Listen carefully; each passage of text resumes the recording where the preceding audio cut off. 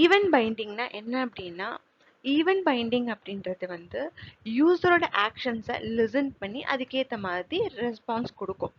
என்னென்ன மாதிரி யூசர் ஆக்ஷன்ஸை வந்து அது எடுக்கும் அப்படின்னா, மவுஸ் கிளிக்கை பண்ணும்போது, மவுஸில் வந்து ஏதாவது மூமெண்ட்ஸ் பண்ணும்போது, இல்லை நீங்கள் கீபேடில் ஏதாவது கீவேர்ட் கொடுக்கும்போது, அதுக்கப்புறம் வந்து கிளிக் பண்ணும்போது, ஸோ இந்த மாதிரி வந்து யூசரோட ஆக்ஷன்ஸுக்கு ஏற்ற மாதிரி அது பெர்ஃபார்மன்ஸ் பண்ணும். அதுதான் வந்து ஈவென்ட் பைண்டிங். ஃபார் எக்ஸாம்பிளுக்கு நான் உங்களுக்கு சில விஷயம் சொல்கிறேன். ஜிமெயிலில் போய் லாகின் பண்ணுறீங்க அப்படின்னா, அந்த லாகின் அப்படின்ற அந்த பட்டனை கிளிக் பண்ணுறீங்க இல்லையா, அது வந்து கிளிக் ஈவெண்ட். அதுதான் வந்து ஈவெண்ட் பைண்டிங்.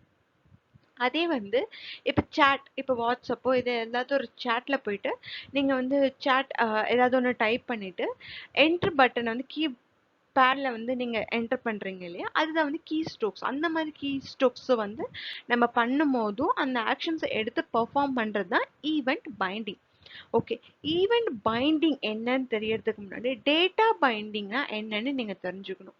ஸோ நீங்கள் உங்களுக்கு டேட்டா பைண்டிங்னா என்னன்னு தெரியாது, ஒன் வே பைண்டிங்னா என்னன்னு தெரியாது, அந்த மாதிரி தெரியல அப்படின்னா நீங்கள் என்ன பண்ணுங்கன்னா, நான் அந்த வீடியோ வந்து ஆல்ரெடி போட்டிருக்கேன்.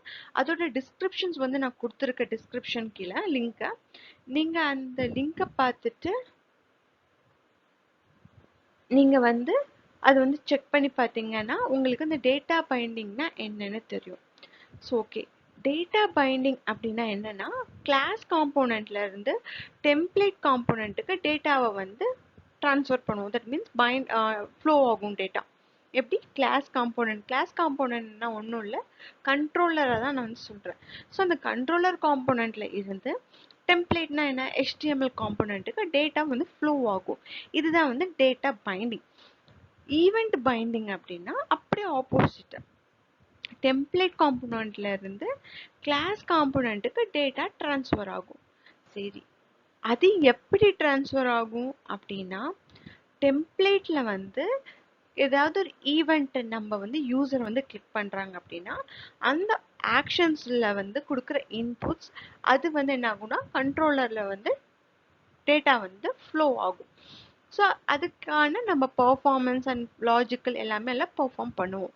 சரி, ஓகே, இப்போ ஈவெண்ட் பைண்டிங்னா என்ன, nothing but listen and respond பண்ண யூசரோட ஆக்ஷன்ஸுக்கு ஏற்ற மாதிரி. ஸோ நம்ம இதை ப்ராக்டிக்கலாக எப்படி பண்ணலாம் அப்படின்றத பார்ப்போம்.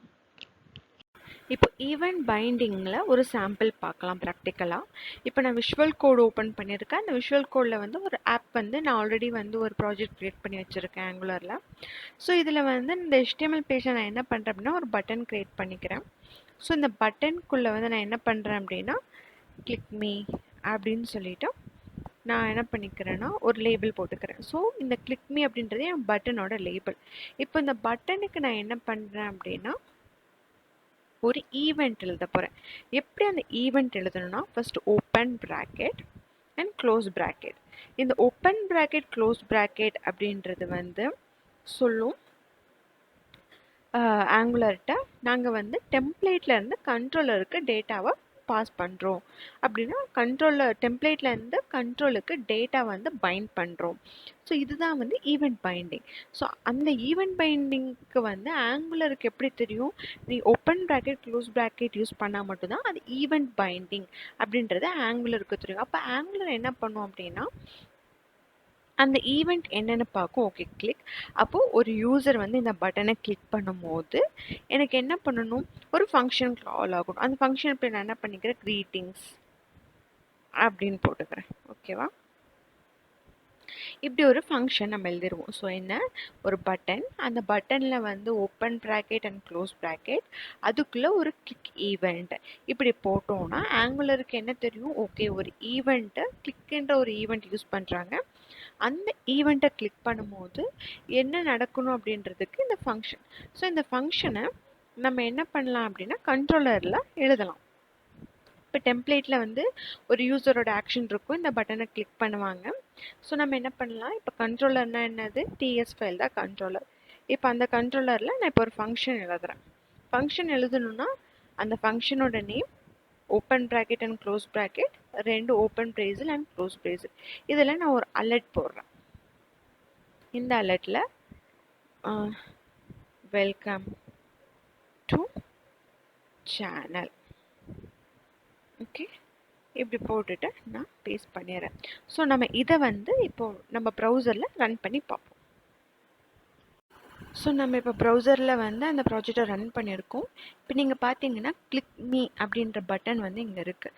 ஸோ ஒன்ஸ் வந்து நான் கிளிக் மீ அப்படின்னு கிளிக் பண்ணேன் அப்படின்னா என்ன ஆகுது, வெல்கம் டு சேனல் என்ன ஆகுது, டெம்ப்ளேட்டில் இருந்து அந்த ஆக்ஷன் வந்து அந்த டேட்டா வந்து எங்கே போகுது, கண்ட்ரோலருக்கு போய் அந்த ஃபங்க்ஷனை கால் பண்ணி அந்த ஃபங்க்ஷனில் நம்ம என்ன லாஜிக் கொடுத்துருக்கோமோ அதை வந்து பெர்ஃபார்ம் பண்ணுது. இதுதான் ஈவெண்ட் பைண்டிங். இந்த ஈவெண்ட் பைண்டிங்கில் வந்து நம்ம நிறைய ஈவெண்ட்ஸ் யூஸ் பண்ணலாம். கிளிக் மட்டும் ஈவெண்ட்ஸ் கிடையாது, ஆன் சேஞ்ச் ஈவெண்ட், அதுக்கப்புறம் வந்து ஆன்லோட் ஈவெண்ட் அப்படின்னு சொல்லிட்டு நிறையா இருக்குது, ஆன் மவுஸ் கிளிக்கு அப்படின்னு சொல்லி நிறையா ஈவெண்ட்ஸ் இருக்குது. ஸோ இதுதான் வந்து பேசிக் ஈவெண்ட் பைண்டிங்கை எப்படி யூஸ் பண்ணணும் அப்படின்னு. உங்களுக்கு இந்த வீடியோ யூஸ்ஃபுல்லாக இருந்துச்சு அப்படின்னா லைக் பண்ணுங்கள், சப்ஸ்கிரைப் பண்ணுங்கள், பெல் ஐக்கான் கிளிக் பண்ணுங்கள். தேங்க்ஸ் ஃபார் வாட்சிங்.